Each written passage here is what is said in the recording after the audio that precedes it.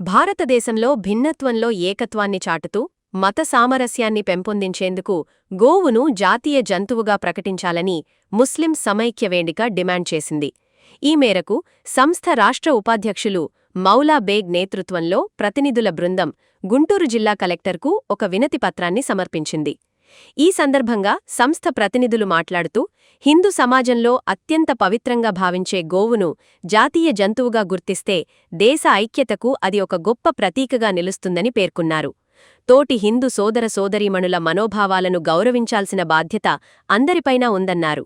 ఈ విషయంలో కేంద్ర రాష్ట్ర ప్రభుత్వాలు తీసుకునే ఎలాంటి నిర్ణయానికైనా తమ ముస్లిం సమైక్య వేదిక పూర్తిగా మద్దతు ఇస్తుందని స్పష్టం చేశారు.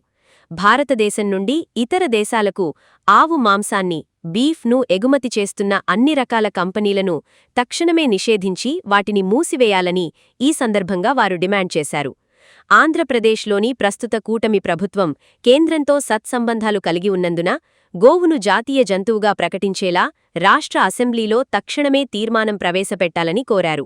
ఈ తీర్మానాన్ని పార్లమెంటుకు పంపేలా చర్యలు తీసుకోవాలని ముఖ్యమంత్రి నారా చంద్రబాబు నాయుడు, ఉప ముఖ్యమంత్రి పవన్ కళ్యాణ్ మరియు కూటమి నేతలకు కలెక్టర్ ద్వారా విజ్ఞప్తి చేశారు.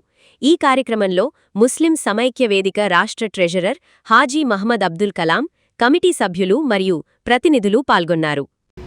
2026 ఈరోజు గుంటూరు జిల్లా కలెక్టర్ గారిని కలిసి గోవును జాతీయ జంతువుగా ప్రకటించాలని మెమరణ ఇవ్వటమైనది. ఈ మెమరణ ఆంధ్ర రాష్ట్ర ముస్లిం ప్రజల అలాగే భారతదేశ ముస్లిం ప్రజల ఏకగ్రీవం తీర్మానంతో ఇవ్వటం జరిగినది. గోవును జాతీయ జంతువుగా గుర్తించాలని ప్రకటించాలని కోరుచున్నాము. ఈ వ్యవహారంలో కేంద్ర ప్రభుత్వానికి ఆంధ్ర రాష్ట్ర ప్రభుత్వానికి పూర్తి మద్దతు ఇస్తాము. కులాల మధ్య మతాల మధ్య విభేదాలు పెరగకుండా గోవును హిందూ సమాజంలో పవిత్రమైనది భావించబడుతున్నది. సోదర సోదరి మనోభావాలు గౌరవించడానికి, చట్టాలను గౌరవించడానికి గోవును జాతీయ జంతువుగా ప్రకటిస్తే భారతదేశ ఐక్యత ప్రతీకగా నిలుస్తుంది.